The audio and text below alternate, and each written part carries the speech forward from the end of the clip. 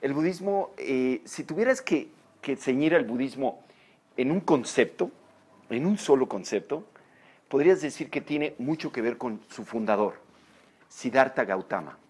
Hace 2568 años, un hombre como tú y como yo, un ser humano, después de una serie de experiencias, una serie de visiones, después de una serie de experiencias particulares, tuvo un estado o tuvo la experiencia de poder discernir lo que es la naturaleza propia de las cosas, poder ver lo que es verdaderamente el tejido o propiamente lo que es la existencia.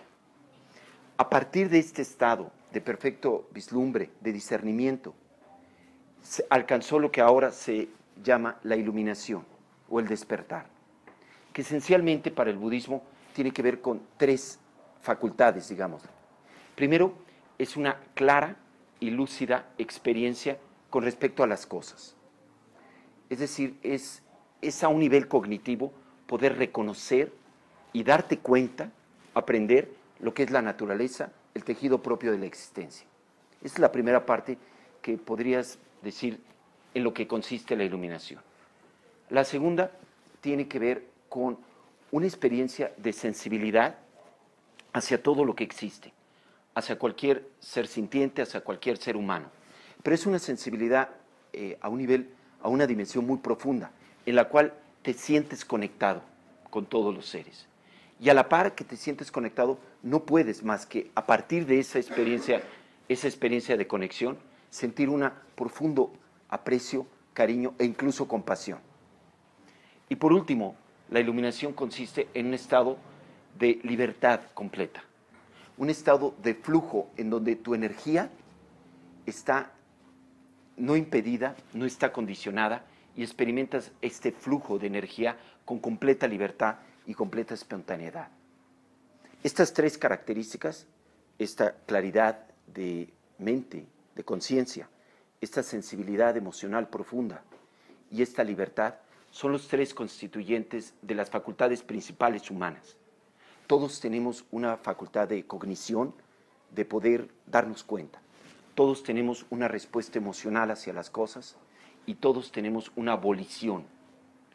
Estos tres aspectos en nosotros, estos tres constituyentes, son lo que podríamos llamar o lo que engloba nuestra experiencia humana. Cuando Siddhartha Gautama, o lo que se dio por llamarse el Buda, alcanzó este estado de perfecto reconocimiento, sensibilidad y libertad, alcanzó lo que se llama un despertar. Pudo despertar propiamente o iluminarse.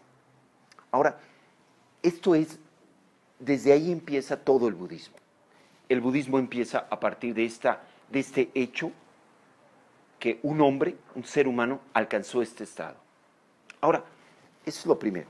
Lo segundo que el budismo apunta es que estamos tú y yo en relación a este hecho, al hecho de que un ser humano se iluminó.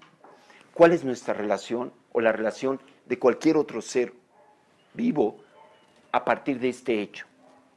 Y la relación es que, pues no quiero ofender a nadie, pero no estamos iluminados. La mayoría, no quiero ofender a nadie, pero la mayoría de nosotros no vemos completamente la naturaleza de las cosas como son. Todavía nos peleamos con las cosas, todavía tenemos como regateo con las cosas, todavía dudamos a veces de nuestra propia relación con las cosas. Ahora, también nosotros no tenemos esa experiencia de profunda sensibilidad y de conexión con todo lo que existe, todo lo vivo. Y deja tú, si lo tenemos, a veces nuestra respuesta no es muy positiva, como cuando vivimos en mucha proximidad con las personas. Entonces tendemos a tener dificultades, sentir difícil las cosas, nuestra relación con otras personas, hasta las más cercanas, tiende a ser a veces a roces, etc. Entonces, en relación a eso, también tenemos una relativa capacidad de responder, no solo positivamente, sino de una forma empática o con cuidado o incluso con pasión. Y por último, pues la condición humana es una condición condicionada.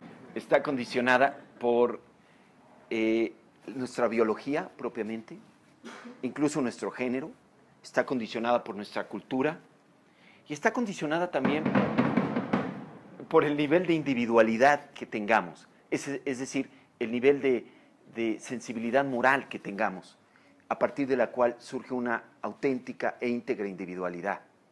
Si todavía estamos condicionados o hasta cierto punto limitados por ella, un poco constreñidos. Entonces, lo que el budismo cree es que está este ideal de perfecto despertar, de perfecta libertad, conocimiento y sensibilidad, y estamos nosotros. Ahora, lo que hace el Buda, lo que hizo, es que a partir de la realidad de que otros no habían llegado a ese estado que él había llegado y no habían experimentado esta experiencia de libertad, de conocimiento, de sensibilidad, se dedicó a hablar, a comunicar y a enseñar a otros a poder llegar a este estado. Pero el Buda no empezó a partir de una idea, sino empezó a partir de su propia experiencia antes de que él alcanzara este estado. Y a partir de ella empezó a comunicar con otros. Hace 2568 años, pasó 40 años, o tal vez un poco más, en el norte de India, caminando, hablando, conversando, instando, inspirando a otras personas para que hicieran un intento de poder ver que a partir de un esfuerzo sistemático, a partir de un deseo, a partir de entendimiento, podían gradualmente ir experimentando algo de lo que él había experimentado. Y a partir de eso pudieran llegar al estado que él llegó. Ahora, estas tres partes, lo que es el Buda o este estado de iluminación, la enseñanza que él hizo para que otros llegaran a esto y la relación que creó con otros seres humanos son, o es lo que el budismo llama, los tres principios o los tres refugios o las tres joyas. Básicamente los tres principios que engloban todo lo que es el budismo. Está el ideal de la iluminación, el Buda, está el camino hacia la iluminación, el Dharma, o está aquellos seres humanos, como tú y como yo, que podemos llegar a ese estado de iluminación a partir de prestarnos de ese sendero o de esas enseñanzas o de esa práctica, que es la Sangha. Entonces está el Buda, Dharma y Sangha. Ahora, todos los recintos, todos los recintos budistas tratan de emblematizar estos tres principios. Los recintos budistas tienen una imagen que representa ese ideal, al Buda, y a la par tienen velas que tratan de representar eso en términos como simbólicos de luz y calor, tratan de representar ese ideal. Luego está el Dharma. Los recintos usualmente tienen flores, y flores vivas, ¿eh? Si encuentras un recinto budista que tiene flores de plástico, bueno, quién sabe qué pasó, pero deben de ser flores vivas, porque el sendero de transformación implica que todo, absolutamente todo, cambia. Todo lo que existe está en un proceso de transformación, absolutamente todo. Si algo pudiera sumarizar la visión que tuvo el Buda con respecto a las cosas, es que absolutamente todo está en un devenir, está transformándose. Nuestra condición humana, física, el lugar donde estamos, el entorno, este planeta, el universo, tu propia mente, todo está en una constante transformación. Y eso, a partir de ese principio, que es lo que le permitió ver las cosas como son, es donde se engloba el Dharma o el sendero. Y también implícito está en la transformación que pretendemos como budistas para llegar a la iluminación, el hecho de que podamos transformarnos. Entonces, las flores, de alguna forma muy, muy hermosa, representan eso. Ahorita están bien bonitas, están ahí, pero dentro de una semana cambiaron. Van a estar un poquito secas, se van a estar marchitando, y dentro de 2 semanas se van a estar empezando a colapsar. Dentro de 4 van a ser pedazos. Dentro de 10 van a pasar a ser proceso de otra cosa. Ahora, así es la existencia. En un momento es una cosa y en otro se transforma, participando en otro orden de condicionalidad. Y eso, el Dharma lo representan las flores. Y el tercer principio es la Sangha. Y todos los recintos budistas tienen incienso.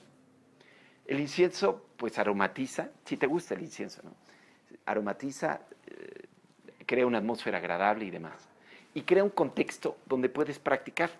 Algunas veces cuando pones incienso te sientes como familiarizado con el lugar y puedes practicar. Ahora, lo mismo hace la sangha o la comunidad de seres humanos. Cuando te unes a una comunidad genuina de personas que tratan de practicar esos principios, sientes como un contexto que te apoya en tu práctica para ese ideal.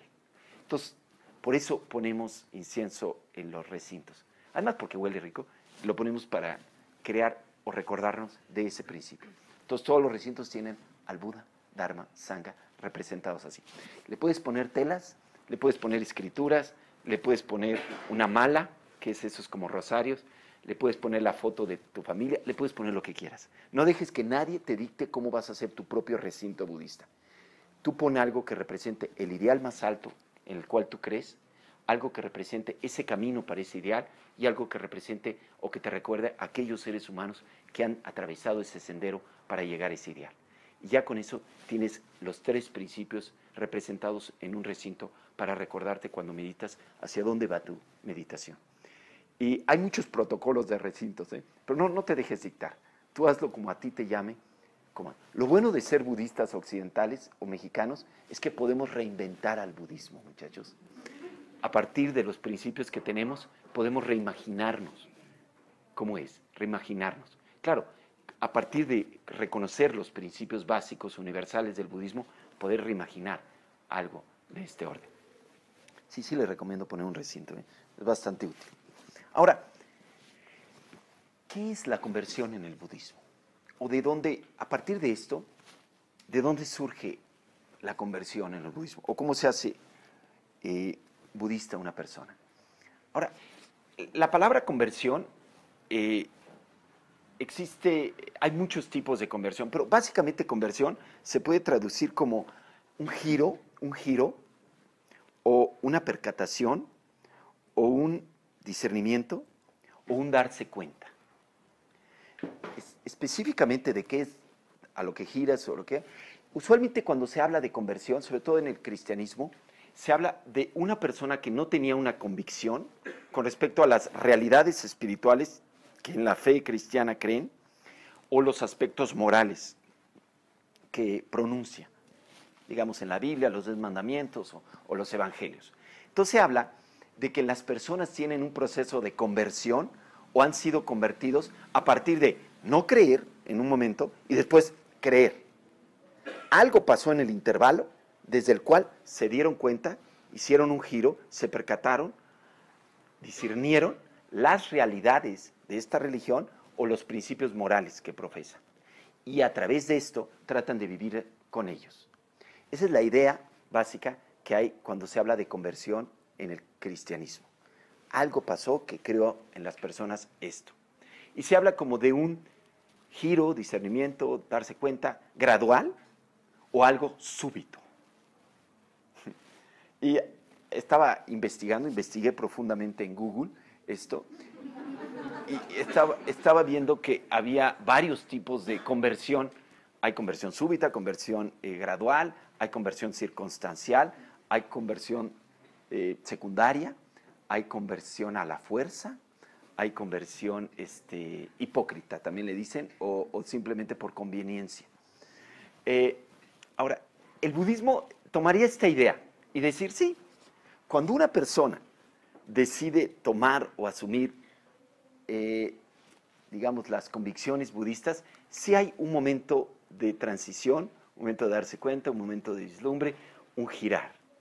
Y de alguna forma lo representa la biografía del Buda. El Buda, Siddhartha Gautama, hace 2500 años, estaba en el pináculo de lo que podrías llamar el ideal de existencia. Tenía 29 años, tenía salud, iba a ser heredero de una regencia, de un tipo de principado al norte de India, y tenía una esposa encantadora y un hijo muy bueno. Tenía todo, tenía fuerza, tenía todo. Pero de repente vio en una salida de su palacio, o de uno de sus palacios, vio a una persona enferma. Después veo a una persona anciana y por último vio una caravana que llevaba un cadáver a la pila funeraria. Y estos 3 eventos, sumados a otro más, le hicieron dar un giro completamente a su forma de ver las cosas. Hasta ese momento, él se veía como el natural heredero o depositario de todo lo que tenía. Tenía salud, tenía atractivo, tenía influencia, tenía riqueza, tenía poder, tenía todo. Y se veía como el natural depositario de él y el heredero legítimo. Pero a partir de esa realidad de la enfermedad, la vejez y la muerte, él no pudo ver que todo eso que estaba depositado en su existencia era completamente relativo. No iba a tener una trascendencia. Más allá de los próximos 30 o 40 años que iba a vivir, nada de eso iba a tener una genuina trascendencia.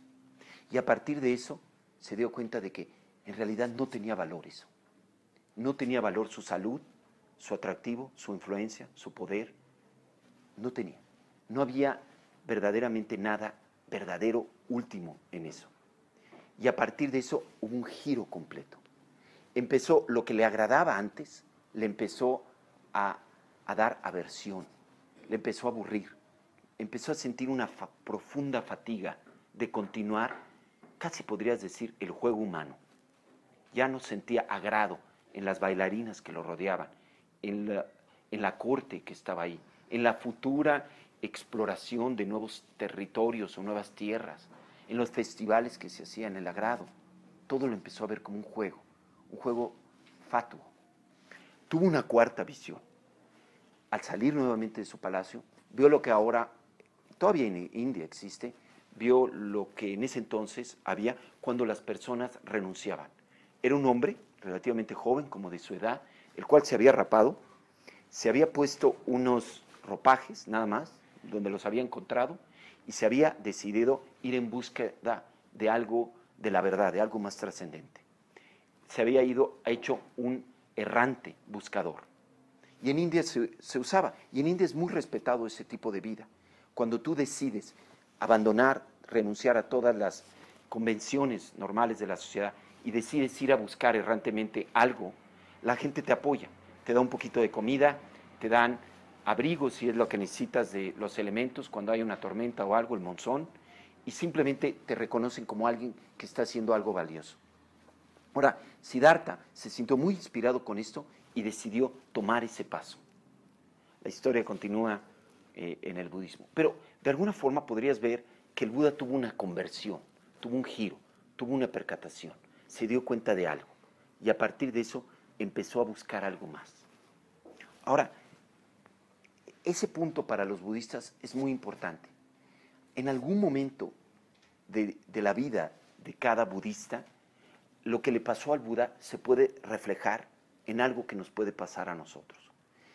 Por alguna razón o de alguna forma, en la vida de cada uno de nosotros nos podemos encontrar con algo equivalente. Tal vez no tan dramático como la enfermedad, la vejez o la muerte, o a un buscador, pero algo en nuestras vidas nos puede tocar en una fibra en la cual empezamos a sentir que tal vez hay algo más, que tal vez hay un significado más profundo, que tal vez hasta ese momento lo que yo he hecho carece del significado que le he otorgado o que otros le otorgan y que quizás puedas ver algo más. Esto se puede dar a partir de una experiencia de pérdida, a partir de una muerte de alguien, de un accidente. Se puede dar en una forma muy positiva, por ejemplo, cuando te confrontas con la maravilla, la gloriosidad de la naturaleza enfrente de ti, o se te puede topar cuando te conoces a alguien que tiene algo en su vida, que te lo comunica a partir de su presencia o de su visión, y a través de esto empiezas a reflejar lo que tú haces. Puede incluso pasar, muchachos, cuando envejeces, cuando ya has culminado los naturales giros de la vida convencional, hijos, familia, trabajo, y de repente te topas con el umbral de tu propia vejez, y desde ahí ves hacia atrás, y en esa perspectiva te das cuenta de que quizás hay algo mucho más o algo más grande en la vida. Incluso para algunas personas se puede dar cuando se confrontan con una manifestación de arte genuino. Algo en una obra de teatro, algo en un poema, algo en una novela, algo en la poesía te comunica un valor más allá de lo que hasta ese momento has contactado.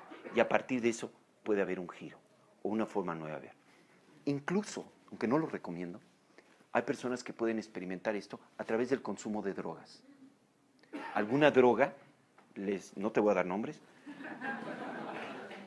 algún consumo de algún tipo de droga puede cambiar su forma de percibir, cuando menos momentáneamente, y a partir de esta visión deciden buscar algo más. Espero que no a través de las drogas, pero deciden buscar algo más. Ahora, sea como sea que ocurrió esto, para muchas personas ese es el inicio de una búsqueda espiritual.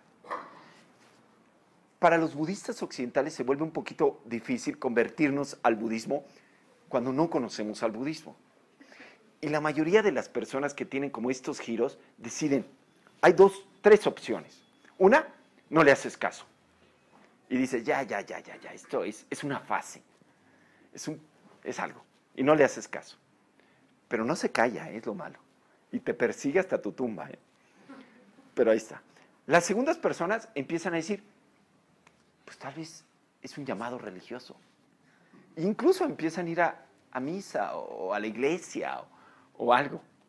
Porque es muy raro, ¿no? Esta experiencia es como, estás haciendo todo lo que hace tu vida, pero tuviste algo de esta experiencia y de repente como que ya no te divierte tu vida.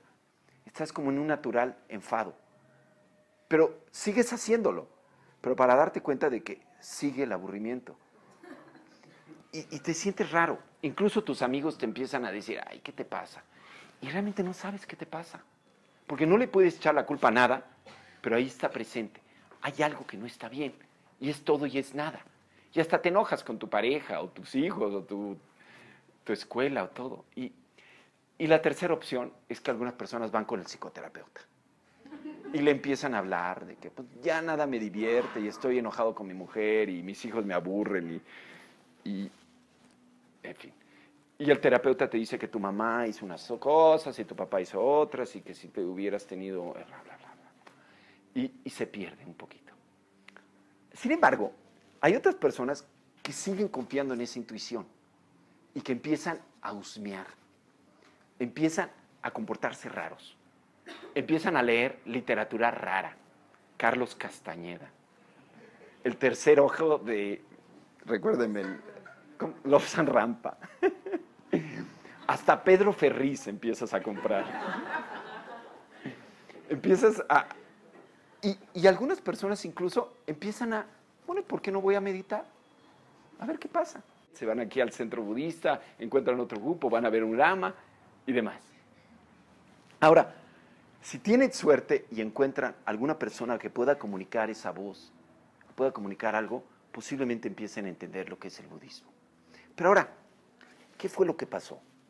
Digamos que esa fue exitoso, las personas empiezan a tomar algo y se convierten al budismo. Ahora, ¿cuál es el significado de esa conversión? ¿Qué pasó? Ahora, en realidad lo que pasó es nuevamente lo que experimentó el Buda. Cuando uno asume algo como es el budismo, en toda su claridad, lo que es el Buda, lo que es el Dharma, lo que es la Sangha, en toda su claridad, lo que está uno experimentando hasta cierto punto es un nivel de insatisfacción con respecto a la vida. Insatisfacción con respecto a lo que es. No es que tu vida sea sufrimiento, pero algo en tu vida no es completamente satisfactorio. Y a partir de esto empiezas como a buscar algo más. Empiezas como a desear algo más. Y dentro de esto puedes encontrar el ideal de la iluminación, un camino hacia la iluminación y el ejemplo de otros seres humanos como algo que te inspira. Y a partir de esto empiezas a tomarlo propiamente, a asumirlo. Ahora, la experiencia, la propia experiencia de insatisfactoriedad para el budismo es de lo más preciado. Hay algo bien, bien raro en el budismo cuando te lo encuentras. El budismo constantemente está hablando de impermanencia, o que todo cambia, o de sufrimiento. Pero para los budistas, los dos son muy bonitos, son muy buenos. Porque la impermanencia habla de que las cosas cambian, pero que también terminan y que te debes de aprovechar cuando lo puedes. Pero el sufrimiento, cuando te das cuenta verdaderamente de que es natural el sufrimiento humano, que es natural, por ejemplo, que hay dolor en el nacimiento, que hay dolor en crecer, que hay dolor en la enfermedad, en la vejez, en la muerte, que hay dolor cuando estás vinculado con lo que no quieres y no puedes evitarlo, como un jefe regañón o un sistema político corrupto. O cuando lo que quieres y verdaderamente de lo que recibes satisfacción, no puedes estar constantemente relacionado con eso. Las personas se van, tus hijos, las parejas se van, el clima bueno se va, muchas cosas. Y que, por último, hay algo de la vida que no entendemos. A pesar de que estudiemos, a pesar de que hagamos, sigue habiendo un misterio en la vida. Y esa confusión, esa falta de entendimiento puede ser insatisfactorio. Ahora, cuando te das cuenta de que el budismo dice, está bien experimentar esa insatisfacción. Esa insatisfacción tiene como contraparte un estado de lucidez y de claridad. Y es a partir de ese estado de lucidez y claridad que puedes ver esto. Y cuando lo ves como es, no puedes más que sentir esto. Y está bien. Ahora, hay algo muy liberador cuando cuando te puedes sentir bien de sentirte mal. Que simplemente te das cuenta, no hay nada malo en mí, que no esté satisfecho, que no esté completa y profundamente satisfecho con mi trabajo, con mi familia, con mi cuerpo, con lo que sea. Hay algo natural en eso.